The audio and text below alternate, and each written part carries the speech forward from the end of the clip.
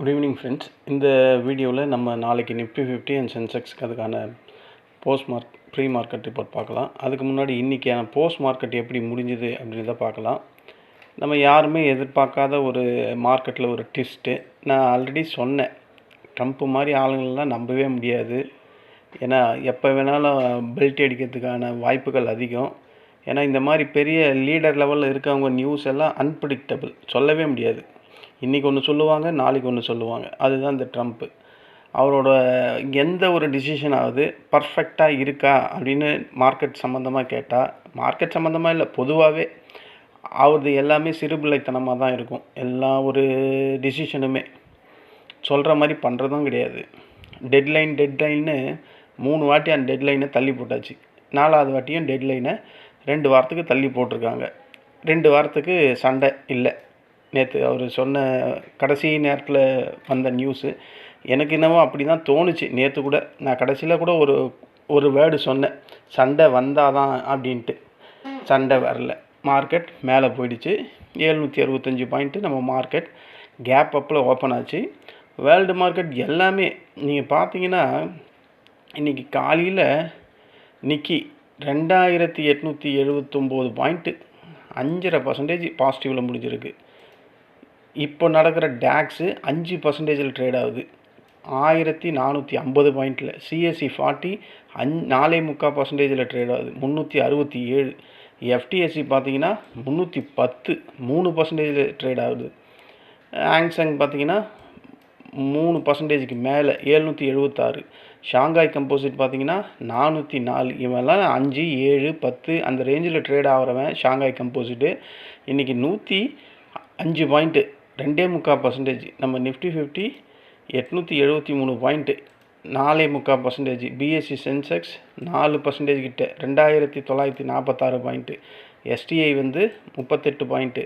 காஸ்பி 7% கிட்ட ட்ரேட் ஆகிருக்கு, 377. US dollar குறைஞ்சிருக்கும், ஏன்னா க்ரூட் ஆயில் விலை குறைஞ்சிருக்கும். க்ரூட் ஆயில் விலை குறைஞ்சால் டாலர் குறையும், டாலர் குறைஞ்சா கோல்டு இன்க்ரீஸ் ஆகும். கோல்டு பார்த்திங்கன்னா பிச்சுக்கிட்டு போயிடுச்சு, 4813.20 ரவுண்ட்ஸில். சில்வரும் ஏறிடுச்சு, காப்பரும் ஏறிடுச்சு. க்ரூட் ஆயில் 94 இப்போ ட்ரேட் ஆகுது. ஏன்னா இவன் 114 இருந்தான் நேற்று, இன்றைக்கி அப்படியே $20 கிட்டே இறங்கி போச்சு.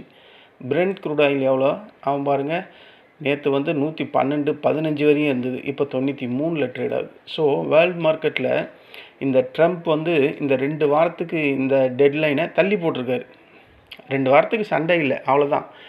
மற்றபடி அந்த மனுஷன் என்ன பண்ணுவாருன்னு அவருக்கு தான் தெரியும்.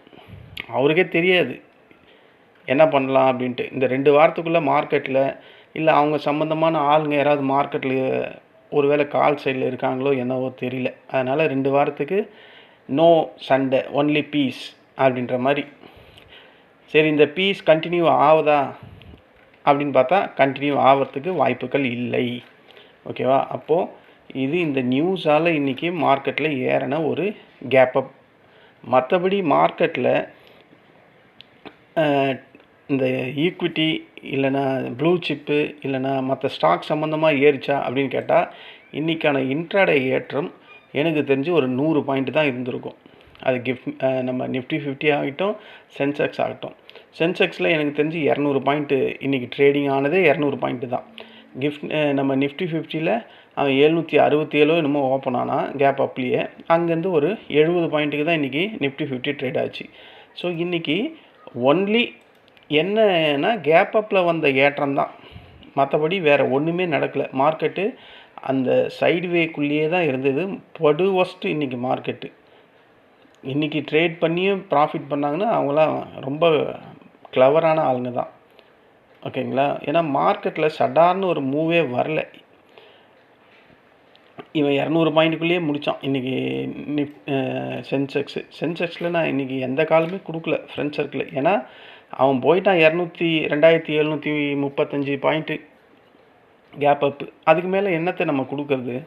அதனால் கொடுக்க ஐடியாவே வரல. ஒருவேளை அவ்வளோ கேப் ஆகிடுச்சு. அங்கே நம்ம நார்மலாக என்ன நினைப்போம், அவ்வளோ தொலைவு கேப் அப் ஆனவொடனே அங்கேருந்து இறங்கும்னு நினைப்போம். அவன் இறங்கவும் இல்லை. சரி ஒரு குறிப்பிட்ட ரெசிஸ்டண்ட்டுக்கு மேலே போவான், அதுக்கு மேலே பிரேக் அவுட் ஆச்சுன்னா அங்கே எடுக்கலான்னு பார்த்தா அங்கேயும் அவன் அந்த மாதிரியும் போகல. ஸோ அந்த ரேஞ்ச் பவுண்ட்லேயே இருந்ததுனால சென்செக்ஸில் இன்றைக்கி எந்த காலுமே கொடுக்கல ஃப்ரெண்ட் சர்க்கிளில். ஆனால் நிஃப்டி 50ல் கொடுத்தேன். நிஃப்டி 50ல் எங்கன்னா நிஃப்டி 50ல் இன்றைக்கி 6 ட்ரேட் பண்ணோம். 6 ட்ரேடில் 2 ட்ரேட் ஃபெயிலியரு, 4 ட்ரேடு வந்து சக்ஸஸ்ஸு. ஓவரால் பார்த்தா ப்ராஃபிட்டில் தான் முடித்தேன். மற்றபடி பெரிய லெவல் ப்ராஃபிட் அப்படின்லாம் சொல்ல முடியாது. ஓகேங்களா? ஏன்னா மார்க்கெட்டில் வேகமே இல்லை. நான் மார்க்கெட்டில் வேகம் எப்போ இருக்குன்னா அந்த 9:30லேருந்து 11 மணி வரையும் இருக்கும்னு சொல்லுவேன் அடிக்கடிக்கு.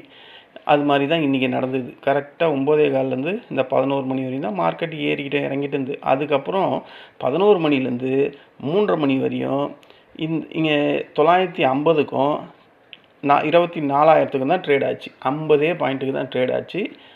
11, 12, 1, 2, 3, 5.5 மணி நேரம் அந்த 50 பாயிண்ட்டுக்கே தாங்க ட்ரேட் ஆச்சு மார்க்கெட்டில். எந்த அளவுக்கு ஒரு கொடுமை நடந்திருக்கு பாருங்கள். அவ்வளோ பெரிய கேப் அப் வந்தால் மார்க்கெட்டில் ஒன்றுமே நடக்காது, இப்படி தான் இருக்கும் சைட்வேயில். ஆனால் மார்க்கெட் ஒன்று சொல்லிட்டு போயிருக்கு. என்ன சொல்லிட்டு போயிருக்கு சொல்லுங்கள் பார்க்கலாம். நான் இந்த இந்த கேப்பை நான் ஃபில் பண்ணால் ஒரு நாள் வருவேன். ஒரு நாள் இல்லை, அந்த 2 நாள் கெடு முடிஞ்ச உடனே டப்புன்னு இங்கே வந்து விழும். இப்போ எந்த அளவுக்கு ஒரு கேப் அப் வந்ததோ அப்படியே ஆப்போசிட் ரியாக்ஷன் வந்து கேப் டவுன் வர்றதுக்கும் வாய்ப்புகள் இருக்குது. நான் இதை பல வாட்டி பார்த்துருக்கேன். ஓகேங்களா? இப்போ இவன் 767 பாயிண்ட்டு கேப் அப்பில் வந்திருக்கான். இதே 767, 800 பாயிண்ட்டு ஒரு நாள் தொப்புன்னு கீழே விழதான் போகுது. இது மாதிரி எத்தனையோ சம்பவத்தை நான் பார்த்துட்டேன். 2 வாரத்துக்கு அந்த மாதிரி இருக்காது, அவ்வளோதான்.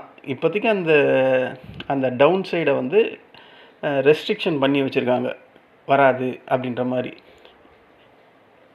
நிஃப்டி 50ல் போஸ்ட் மார்க்கெட் ரிப்போர்ட் என்னென்னா 6 ட்ரேட் பண்ணது, 6 ட்ரேடில் 2 ஃபெயிலியர், 4 சக்ஸஸ்ஸு. ஓவராலாக ப்ரோக்கரேஜ் எல்லாம் போனால் ஒரு மினிமம் ஒரு 2Kக்குள்ளே தான் வரும் இன்றைக்கி ப்ராஃபிட். வேறு ஒன்றும் இல்லை, அவ்வளோதான். பெரிய லெவல் ப்ராஃபிட்லாம் இல்லை. ப்ரோக்கரேஜ் அது இதெல்லாம் மைனஸ் ஆகிடும். 3.8 ஆமாம், ஒரு வரும், ஒரு நார்மல் ப்ராஃபிட் ரேஞ்சுக்கு வரும் அப்படின்ற மாதிரி தான் நினைக்கிறேன். ஏன்னா நடுவில் 2 லாஸ் ஆச்சு, ஒரு லாஸை நான் மைனஸ் பண்ணவே இல்லை. அதனால் 2000 அந்த ரேஞ்சுக்குள்ளே வரும்னு நினைக்கிறேன். இதுதான் ஃப்ரெண்ட்ஸ் இன்றைக்கான போஸ்ட் மார்க்கெட் ரிப்போர்ட்டு. பெரிய லெவலில் ட்ரேட் பண்ண முடியல, அதாவது மூமெண்ட்டே இல்லை கேண்டில் 6ல் பண்ணுற அளவுக்கு. ஏன்னா விக்ஸு பாருங்கள், நேற்று 28, 27 கிட்டே இருந்ததா, அப்படியே இன்றைக்கி 20.5% குறைஞ்சிடுச்சு. 19.70. 19.70 ஸ்டில் இன்னும் வெலாட்டிலிட்டி அதிகமாக தான் இருக்கும் அப்படின்னு தான் அங்கே ஷோ ஆகுது. மற்றபடி பழைய ரேஞ்ச் லெவலில் ஏறிக்கிட்டு இறங்கிட்டு இருக்குமான்னா அங்கே ஒரு டவுட்டு தான். ஓகேங்களா? மார்க்கெட்டில் இந்த இடம்லாம் ப்ரெடிக்ட் பண்ணி எடுத்தது தான் 12:30 மணிக்கு. அப்படியே ரிவர்ஸ் ஆச்சு. அப்படியே ரிவர்ஸ் ஆச்சுன்னா மார்க்கெட் எனக்கு தெரிஞ்சு மேலே போகும். இந்த மாதிரி கேண்டில்லாம் அழகாக ப்ரெடிக்ட் பண்ண முடிஞ்சுது ட்ரேடிங்கில். இது பாருங்கள், இந்த மாதிரி கேண்டில்லாம் நான் லாஸ் பண்ணது இந்த கேண்டிலில் லாஸ் பண்ணிட்டேன். அதாவது அந்த ரெசிஸ்டண்ட் அப்போ இருந்தது, ரெசிஸ்டண்ட்டை தொட்டுட்டு அது மேலே போகும் ஃபர்தரான்னு பார்த்தா அப்படியே ஃபால்ஸ் பிரேக் அவுட். ஆனால் அதுக்கப்புறம் அதை உடச்சிட்டு மேலே போயிட்டான். இதை தான் நான் அடிக்கடிக்கு ஒரு வாட்டி சொல்லுவேன். ஒரு ரெசிஸ்டண்ட்டை ஃபஸ்ட்டு டைம் உடைக்கும் போது ரிஜெக்ட் ஆகும்போது அதை நம்ம பிலீவ் பண்ணலாம். செகண்ட் டைம் பண்ணும்போதும் பிலீவ் பண்ணலாம். ஆனால் தேர்ட் டைம், ஃபோர்த் டைம் எல்லாம் அந்த ரெசிஸ்டண்ட்டை நோக்கி வரும்போது அதை பிலீவ் பண்ணக்கூடாது. அது மறுபடியும் அதை உடச்சிட்டு ஒரு ரீட்ரேஸ்மெண்ட் மாதிரி வரும்போது எடுக்கலாம் அப்படின்றது தான் மார்க்கெட்டில் இந்த இடத்துல நடந்தது. வேறு ஒன்றுமே இல்லை. இதுதான் அந்த ஸ்ட்ராட்டஜி. இந்த ஸ்ட்ராட்டஜியை எக்ஸாக்டாக நீங்கள் ஃபாலோ பண்ணியிருந்தால் இன்றைக்கி மார்க்கெட்டில் நல்ல ப்ராஃபிட் பண்ணியிருக்கலாம்.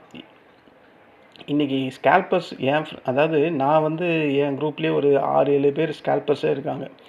அவங்கெல்லாம் இந்த காலில் சரியான ப்ராஃபிட் எடுத்துட்டாங்க. அவங்க ஏன்னா ஐகான் லாட் சைஸ் அதிகம், அதனால் போட்டு எடுத்துட்டாங்க. அது பாருங்கள், இங்கேருந்து ரிவர்ஸ் ஆனது 12:45 வரையும் புல்லிஷாகவே தான் இருந்தது. ஸோ இன்றைக்கி ஸ்கேல்பரில் என் ஃப்ரெண்ட் சர்க்கிளில் நல்ல ப்ராஃபிட். நான் வந்து மினிமமான ப்ராஃபிட் தான், ஆனால் ப்ராஃபிட்டில் க்ளோஸ் பண்ணிட்டேன் இன்றைக்கி. இதுதான் இன்றைக்கான போஸ்ட் மார்க்கெட் ரிப்போர்ட். நாளைக்கான ப்ரீ மார்க்கெட் ரிப்போர்ட் பார்க்கறதுக்கு முன்னாடி வேர்ல்டு மார்க்கெட்டை ஒரு கிளான்ஸ் செக் பண்ணலாம். வேர்ல்டு மார்க்கெட்டு இப்போ தான் பார்த்தோம். இப்போ நடக்கிற டவ் ஃபியூச்சர்ஸை மட்டும் செக் பண்ணுவோம். டவ் ஃபியூச்சர்ஸ் வந்து 1324 பாயிண்ட், மணி 7:05 ஆகுது. நாஸ்டாக் ஃபியூச்சர்ஸ் எவ்வளோ இருக்குது? 861 இருக்குது. ஸோ இன்றைக்கி மார்க்கெட் யூஎஸ் மார்க்கெட்டில் எனக்கு தெரிஞ்சு நல்ல வேகமாக ஒரு கேப் அப் கிடைக்கும். அதுக்கப்புறம் கேப் அப் கிடைச்சி அது மேலே ஃபர்தராக மூவ் ஆகுமா இல்லை ப்ராஃபிட் புக்கிங் நடக்குமா அப்படின்றது தெரியல. அநேகமாக ப்ராஃபிட் புக்கிங்கும் நடக்கும், மேலே போகிறதுக்கும் வாய்ப்பு இருக்குது. ஏன்னா க்ரூட் ஆயில் பிரெண்ட் க்ரூட் ஆயிலெலாம் கம்மியாயிடுச்சு. அதே மாதிரி இந்த இந்த இந்த க்ரூட் ஆயில் விலையும் கம்மி 94 கிட்ட இருக்குது. அதுக்கப்புறம் இங்கே யூஎஸ் டாலரோட வேல்யூவும் குறைஞ்சி போச்சு, கோல்டு இன்க்ரீஸ் ஆகிடுச்சு. ஸோ இந்த மாதிரி ப்ராஃபிட் புக்கிங் யூஎஸ் மார்க்கெட்லேயும் வர்றதுக்கு வாய்ப்புகள் அதிகமாக இருக்குது.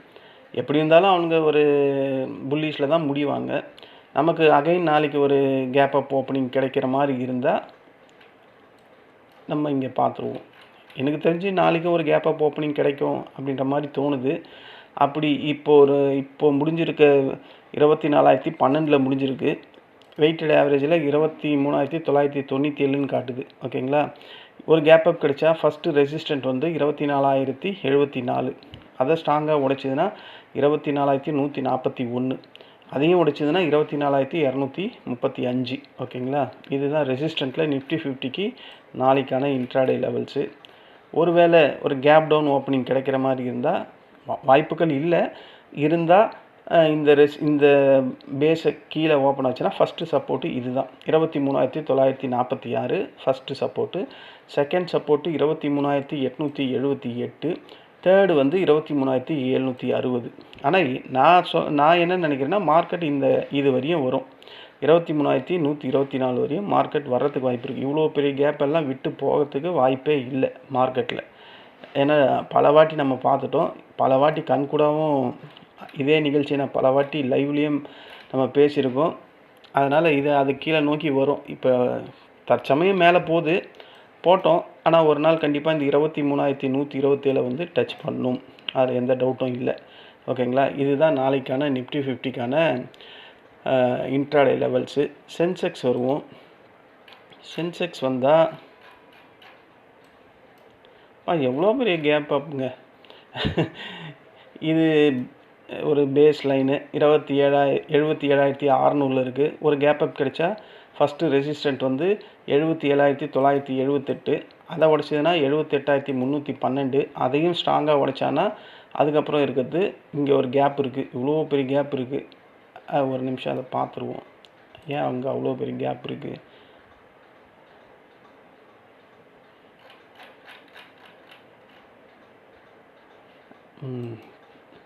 இங்கே ஒரு ரெசிஸ்டன்ட் இருக்குது.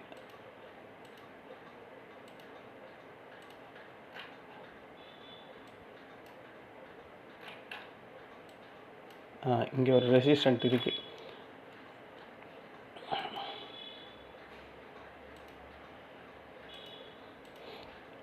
இது ஃபஸ்ட்டு ரெசிஸ்டன்ட் எங்கே 77,978, செகண்டு 78,312, தேர்டு 78,585, ஃபோர்த்து 78,863. இது வந்து சென்செக்ஸில் நாளைக்கு இன்ட்ராடே லெவல்ஸு ரெசிஸ்டண்ட்டில். ஒருவேளை கீழே ஒரு கேப் டவுன் ஓப்பனிங் கிடைச்சா ஃபஸ்ட்டு சப்போர்ட்டு 77,189. அதை உடைச்சானா இங்கே தான் இருக்குது 76,525. ஆமாம், அங்கே கூட இல்லை, இது எக்ஸாக்டாக அது இங்கே இருக்குது.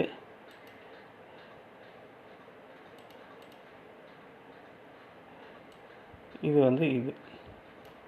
ஓகேங்களா. First support 77,189, second 76,663, third 76,304, fourth 75,783. ஓகேங்களா. இது சப்போர்ட்டு சென்செக்ஸில். ஸோ இந்த லெவல்ஸ்லாம் கண்டிப்பாக ப்ரீமியம் எல்லாம் ஹெவியாக இருக்கும் இன்றைக்கி, ஏன்னா எல்லாம் ஏற்றி விட்டாங்க. அதனால் புட் சைடில் தான் ப்ரீமியம் கம்மியாக இருக்கும், கால் சைடெல்லாம் எக்கச்சக்கமாக இருக்கும். அதனால் இந்த லெவல்ஸ்லாம் வரும்போது ஒரு இந்த மணியை ஃபோக்கஸ் பண்ணுங்கள். ஓகேங்களா. கண்டிப்பாக அதில் இன்றைக்கி நீங்கள் இந்த மணியை ஃபோக்கஸ் பண்ணியிருந்தால் உங்களுக்கு தெரிஞ்சிருக்கும் மார்க்கெட்டில். ஏன்னா ஏடிஎம் ஓடிஎம் எல்லாம் இன்றைக்கி கவுத்துட்ருப்பாங்க. ஏன்னா இவ்வளோ பெரிய கேப் அப் வந்தவனையும் எல்லாமே சடார்னு இந்த டைம் டீக்கேல அழிஞ்சு போயிருக்கும் ப்ரைஸஸ் எல்லாம்.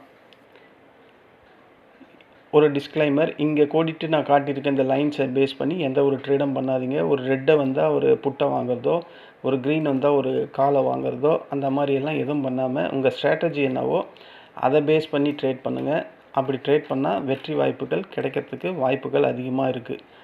அது இல்லாமல் நீங்கள் ரொம்ப பேர் இந்த இன்ட்ராடே டைமில் என்ன மாதிரி ட்ரிக்ஸ் எல்லாம் யூஸ் பண்ணால் ஓரளவுக்கு ப்ராஃபிட் பண்ணலாம் அப்படின்ற மாதிரி கேட்டுருந்தீங்க. அதை நான் ஒரு ஆடியோவாக ரெடி பண்ணி வச்சுருக்கேன், அப்லோட் பண்ணுறேன். அது உங்களுக்கு கண்டிப்பாக பயனுள்ளதாக இருக்கும்னு நம்புகிறேன். ஏன்னா ரொம்ப பேர் அதையே கேட்டுக்கிட்டு இருக்கீங்க. நான் என்ன பண்ணுவேனோ அதை தான் அதில் சொல்லியிருக்கேன். ஓகேங்களா? இன்ட்ராடேயில் என்ன மாதிரியான ட்ரிக்ஸ் இருக்குது, பிகினர்ஸ்க்கு அது எப்படி யூஸ் ஆகும் அப்படின்ற மாதிரி சொல்லியிருக்கேன். அது யூடியூப்பில் அப்லோட் பண்ணிவிடுவேன் இன்றைக்கி. நாளைக்கு உங்களுக்கு கிடைக்கும். பார்த்துட்டு அதில் நான் சொன்ன மாதிரி ட்ரேட் பண்ணுங்கள். வாய்ப்புகள் ப்ராஃபிட் சைடில் சின்னதாக இருந்தாலும் கண்டினியூஸாக கன்சிஸ்டிவாக ப்ராஃபிட் பெறத்துக்கான வாய்ப்புகள் அதில் அதிகம். ஓகேவா ஃப்ரெண்ட்ஸ்? இதுதான் நாளைக்கான ப்ரீ மார்க்கெட் ரிப்போர்ட்டு. இந்த வீடியோ உங்களுக்கு பிடிச்சிருந்தா என்னுடைய சேனலை சப்ஸ்கிரைப் பண்ணுங்கள். நம்ம நாளைக்கு இன்ட்ராடே டைமில் சந்திக்கலாம். நன்றி, வணக்கம்.